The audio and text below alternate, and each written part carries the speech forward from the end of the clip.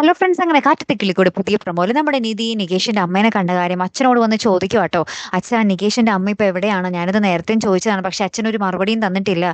എനിക്കതിപ്പോ അറിയണം എന്ന് പറയുകയാണ്. അപ്പൊ അച്ഛൻ പ്രത്യേകിച്ച് മറുപടി ഒന്നും കൊടുക്കുന്നില്ലേ. അപ്പൊ നിധി എന്തോ ദേഷ്യപ്പെട്ട് സംസാരിക്കുന്ന പോലെയൊക്കെ അതിൽ കാണിക്കുന്നുണ്ട്. ഡയലോഗ് അതിൽ പറയുന്നില്ല കേട്ടോ.